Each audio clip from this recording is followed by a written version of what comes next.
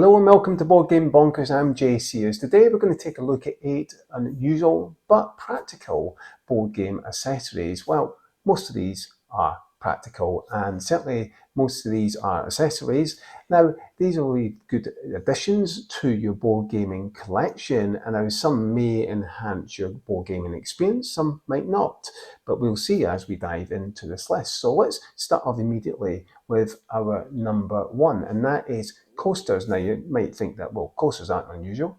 We all need coasters to put place our drinks down on. Of course we do. But how about board game coasters? Now, that may bring a bit of a thematic feel to your board gaming sessions, so it's worth checking them out. You have very different types and versions of board game coasters. Some look really cool indeed, and it might introduce a little bit of a different thematic sense to your board gaming evenings. So why don't you check some board game coasters out and see whether you want to give some more of a thematic feel. So let's now move on to more practical board game accessories. Our number 2, and that is a digital pad. Now you might think, why do I need a digital pad? I have my phone. Well, this is more for not using your phone. Instead, use a digital pad. There's 2 different functions.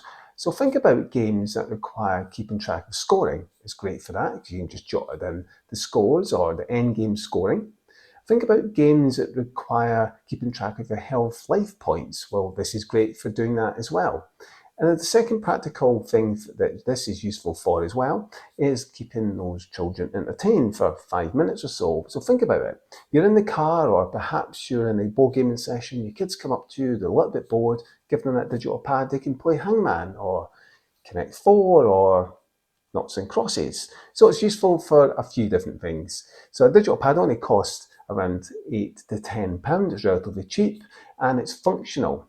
So let's now move on to our number 3, and that is board game overlays. Now, board game overlays are great for keeping those cubes and pieces from staying put on your player boards. They can be very frustrating when player boards are not dual layered, so that means that the pieces don't fit into any slots, they just sit on top, and if you knock the player mat, well, you're going to knock your pieces off as well, aren't you? So it's really useful to have an overlay. They can be quite expensive, but they make a big difference, particularly if you've got a game that has lots of cubes on your individual player mat, and you're obviously going to be moving pieces around. It can get a little bit fiddly, but having an overlay really does help keep those pieces in place and stops them sliding about. It's very frustrating halfway through a gaming session, you knock your board, and all the pieces fly off and you can't remember what goes where. So that prevents that agony. So let's now move on to our next one, our number 4, and that's an initiative tracker.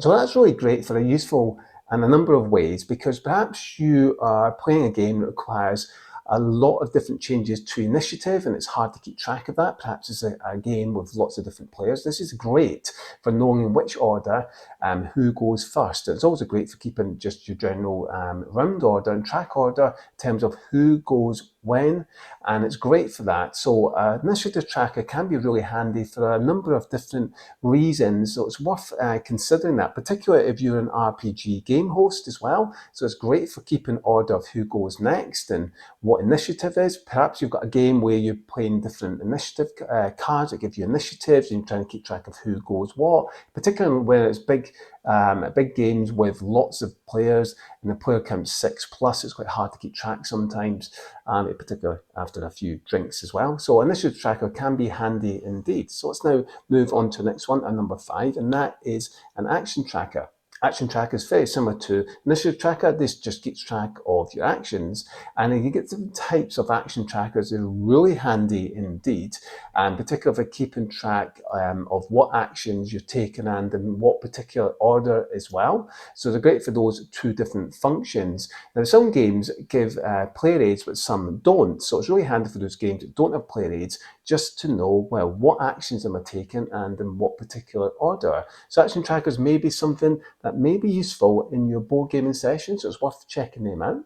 So let's now move on to our next one, and that's number 6, and that is our board game clips. You're probably wondering, what on earth is board game clips? Well, board game clips can be really practical. So remember, when you unfold that game, sometimes that board bulges a bit, doesn't it? Well, those clips will keep those parts together, particularly if you've got a game that you're joining together. Maybe some of the edges have warped a bit. Well, that'll keep those boards together. So clips are really handy indeed, and it won't wreck your games either. And you get them in different colors. You can get clear ones, which I prefer, or you can get ones in different colors. But they're really handy, particularly when you've got lots of boards that need to join together, or a board that's warping. Perhaps when you open that board up, it's bulging in the middle. A clip will keep those ends together and will keep it nice and flat. So do check those out, board game clips. So let's now move on to number 7. And that is a card shuffler. Now, if you're someone who doesn't like shuffling cards or is pretty much useless at shuffling cards, well, consider a card shuffler. It shuffles cards in seconds, much quicker than the time you would shuffle cards. But of course, not everyone likes those. Some people love the feel of cards, like shuffling them. That's perfectly fine. But a card shuffler as well will prevent that wear and tear because you're not constantly picking them up to shuffle them. It'll shuffle them in just a few seconds, so there's less time fiddling about with the cards. It'll certainly speed up the gameplay ever so slightly if you're shuffling cards frequently. So consider a card shuffler. Let's move on to a number 8.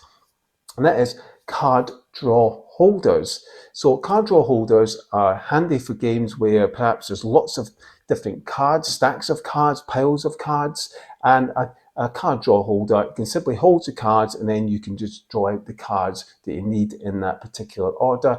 It's really handy for various different reasons, and it might be worth checking that out, particularly if you've got lots of different piles of cards in a deck building game, and a draw holder can really help and elevate those cards because it will show you what's on display as well, maybe what the next card is to draw. So it's really handy visually, much easier, particularly when you've got a big sprawling board game. You don't want to be everyone standing up and leaning over one another, leaning over the board.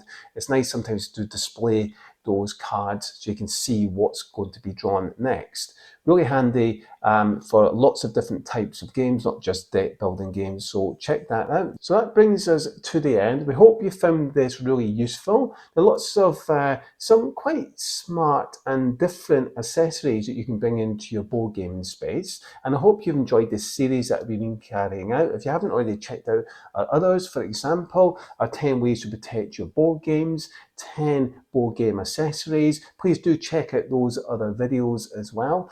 And I want to ask you a big favour. Now, I know you perhaps are sick and tired of me saying this, but please do consider subscribing to the channel if you haven't already done so. Perhaps you're someone who comes across my videos and views them and hasn't quite hit that subscribe button. Please do consider that. It really does help us elevate this channel, and the more subscribers we get, the more content and better that content gets. And please give our videos a like as well, because the more likes we've got, as well as commenting in our videos, well, the more likely that YouTube algorithm will pick that particular video up and show it and recommend it to others in their feed. And one last favour I would like to ask is please do consider sharing these videos. Perhaps you'll find these videos useful and others may also find them useful. So consider sharing them perhaps on Board Game Geek, or you're on a Discord channel, or perhaps you're on Reddit. I'm not on Reddit, so I've no way of sharing these on Reddit, but any help really is much appreciated. So a big thank you, and a big thank you to those who have already subscribed. I really hope you enjoyed this, and until next time, take care.